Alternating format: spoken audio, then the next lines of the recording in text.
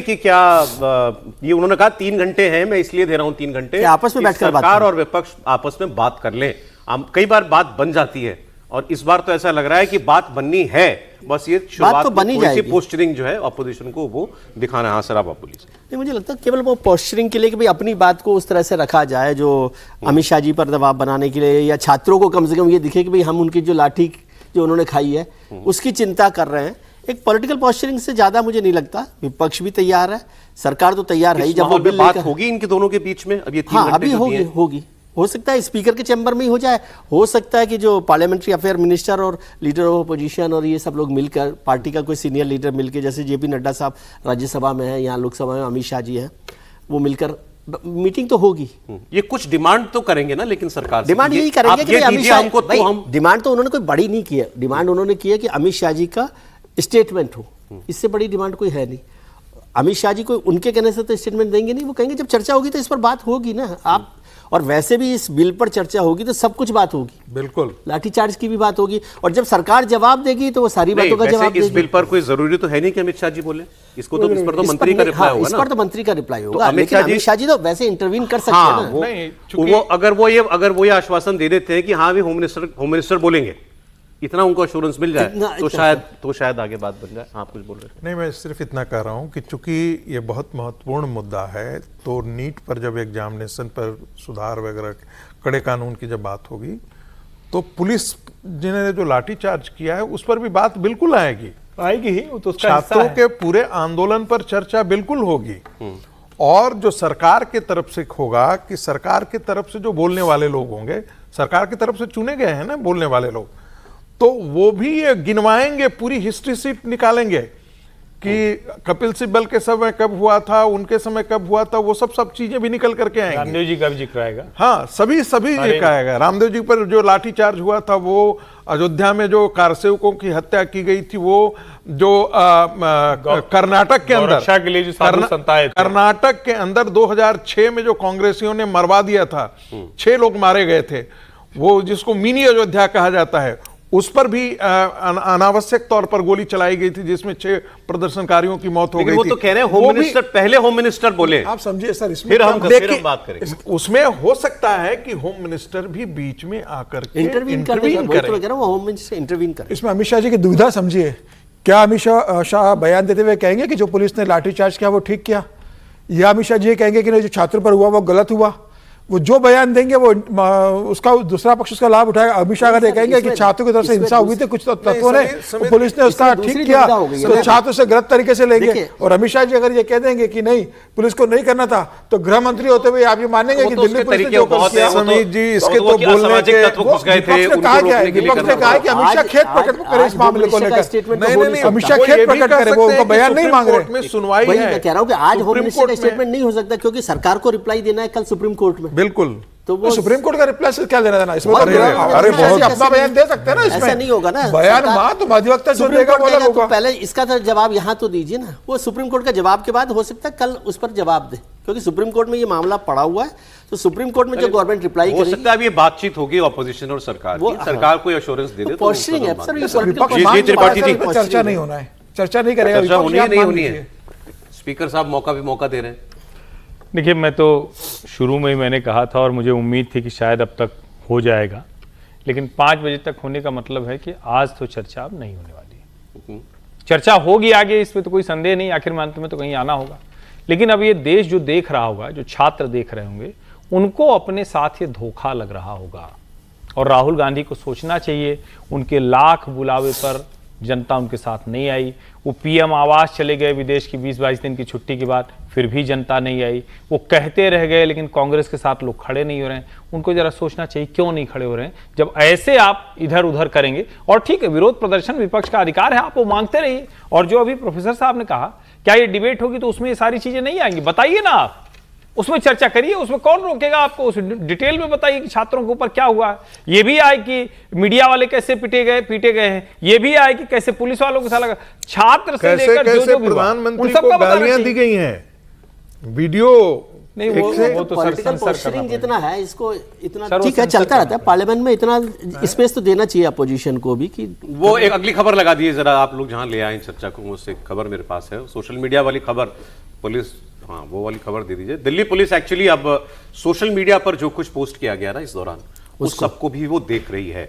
और आपत्तिजनक जितने पोस्ट हैं जंतर मंतर के आंदोलन के दौरान, सभी राजनीतिक पार्टियों को सोशल मीडिया की ताकत का एहसास तो हो ही गया था। इसी को देखते हुए दिल्ली पुलिस जो है वो अब सारे ऑब्जेक्शनेबल पोस्ट वो हटवाने के भी प्रयास कर रही है सोशल मीडिया से। तो मैं उस खबर की बात कर रहा था।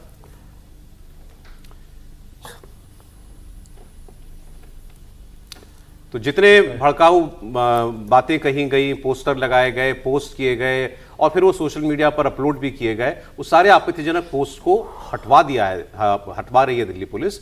Delhi police social media monitoring team, उसको जो भी आपत्तिजनक पोस्ट नजर आए हैं उन्हें सोशल मीडिया प्लेटफॉर्म्स को नोटिस जारी करके हटाने को कहा गया है।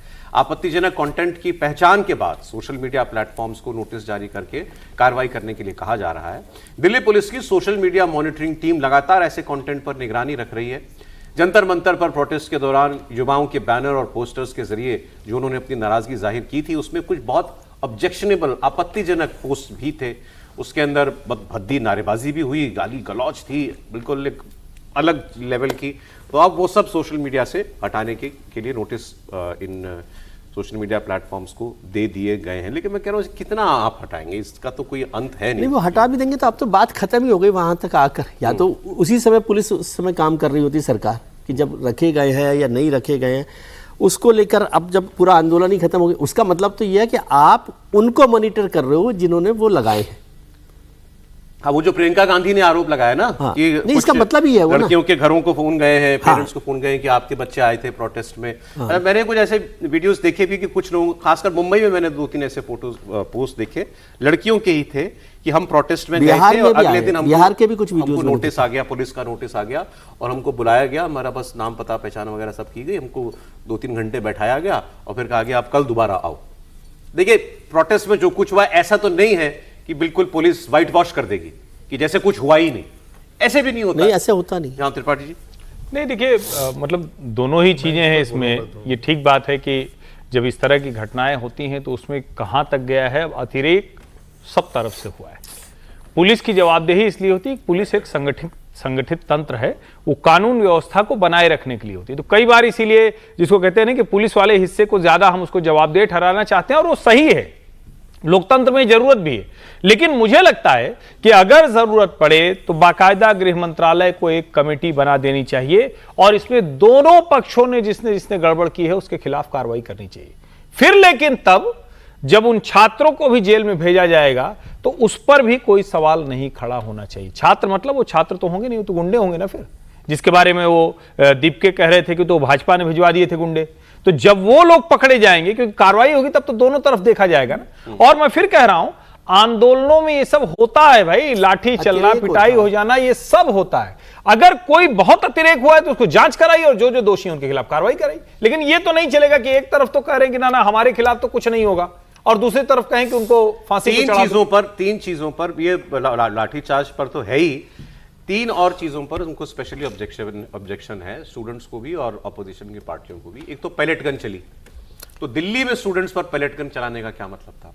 एक बिहार में वो AK-47 वाला मामला आया है, और एक मैं नई चीज सुन रहा हूं, मैंने अभी तक देखा नहीं कभी कहीं भारत में पुलिस को ऐसे क्राउड कंट्रोल के वेपन्स इस्तेमाल करते हुए, कुछ इलेक्ट्रिक बेटन या कुछ समथिंग वैसा, कुछ इलेक्ट्रिक झटका जिससे लग जाए, बिजली का झटका, ऐसा कोई। लेकिन वो चर्चा तो चल रही थी कि कुछ वो कीले और वो उस तरह के बैटन, वो तो गलत साबित हो गया कि वो डंडों पे कीले लगा के कर रहे थे, वो तो गलत साबित हो गया। लेकिन ये बड़ा मुद्दा बन गया। देखिए, लेकिन पैलेट गन वाला तो सामने है ना, पैलेट गन की शुरुआत 2010 में हुआ था, और 2010 में तब हुआ था जब कश्मीर में सेनाओं पर पत्थरबाजी हुई थी, तब इसकी पैलेट गन की शुरुआत हुई थी। उससे पहले पैलेट गन जैसा नहीं था, क्योंकि कश्मीर के अंदर प्रदर्शन पे 100 लोग मारे गए थे। तो हुआ कि भाई भीड़ को तितर बितर करने के लिए गोली चलाने की आवश्यकता नहीं है, कुछ उससे ऐसा हो जो नॉन लीथल कोई उपाय किया जाए, उसमें पैलेट गन आया था। और ये RPF को ये अधिकार है, CRPF को है, लेकिन एक मजिस्ट्रेट के अनुमति के बाद ही आप वो चला सकते हैं, ऐसे नहीं। तो ये इन्वेस्टिगेशन का मामला होगा। पहली बात तो कि जो जिसने फायरिंग की थी AK-47 से, उसको सस्पेंड कर दिया सस्पेंड हो गया गया। है। अभिषेक पटेल या क्या नाम था, उसको सस्पेंड कर दिया गया है। और यहाँ भी संभवतः दिल्ली पुलिस देख रही है, इस चीज को एग्जामिन कर रही है कि आरपीएफ ने कैसे ये किया है। मैं बताता हूँ इसमें अब ये कोई वेरीफाइड जानकारी नहीं है, लेकिन जो कुछ सोर्सेस से सुना, दिल्ली पुलिस ने उसी दिन क्लैरिफाई कर दिया था कि हमारे पास पैलेट गन है ही नहीं। दिल्ली पुलिस हम पैलेट गन यूज नहीं करते, हम है ही नहीं हमारे फोर्सेस उनके के पास नहीं Rapid वो Action Force के वो पास जो है। कश्मीर से कुछ बटालियंस दिल्ली बुलाई बुलाई गई गई थी, उनके पास थी वो। उनके पास थी उनके पास थी। उनके पास मैंने कहा ना, वो थी, rapid मे बी action- उनमें से किसी ने यूज किया, rapid action but it is unverified again कि कोई सपोर्ट कर रहा है। अगेन रैपिड जो सूत्रों से खबर लगी है कि रैपिड एक्शन जो फोर्स है उसमें से किसी ने जाया। लेकिन एक बात मुझे बताइए, ये सही है कि यदि शांतिपूर्ण से जो प्रदर्शन कर रहे थे छात्र, उनके खिलाफ बिल्कुल कोई कार्रवाई नहीं होनी चाहिए। लेकिन जो छात्र फुहड़पन से गाली दे रहे थे, जो लिंग और ये जो प्राइवेट पार्ट्स को लेकर के जो बात कर रहे थे फुहड़पन के साथ, वो सामाजिक में पूरा पब्लिक डोमेन में, क्या उनके खिलाफ कार्रवाई नहीं होनी चाहिए? क्या उन छात्रों के खिलाफ कार्रवाई नहीं होनी चाहिए जिन्होंने पत्थर फेंके, जिन्होंने पुलिस के सर फाड़े? एक एसीपी को दो एसीपी हैं जिनको जो डंडे से चोट लगी या पत्थर से चोट लगी, उनके खून बह रहे थे। क्या ऐसे लोगों के नहीं है? क्या उनके ह्यूमन राइट्स नहीं है? ये भी एक सवाल है। क्या उन पत्रकारों का ह्यूमन राइट्स नहीं है जिसको पकड़ करके घेर करके वहां पर उसको बेइज्जत कर रहे थे, उनको गालियां, भद्दी गालियां दे रहे थे, पत्रकारों को के बॉडी को टच कर रहे थे, पत्रकारों के कपड़े फाड़ रहे थे? क्या उन आंदोलन में भाग उन लिए हुए के खिलाफ भी कोई कार्रवाई नहीं होनी चाहिए? सिवान के अंदर कही जा रही ये प्रियंका गांधी वाड्रा कर रही कि छात्रों के खिलाफ लोग पूछ रहे हैं, उनको बुलाया जा रहा है पुलिस स्टेशन। तो क्या इसका मतलब है कि राहुल गांधी प्रधानमंत्री के खिलाफ जितनी भद्दी अश्लील गालियां दी गई है उन सबको एंडोर्स करते हैं? प्रियंका गांधी क्या अपनी बेटी के सामने वो सारे भद्दे सुनना चाहेंगी?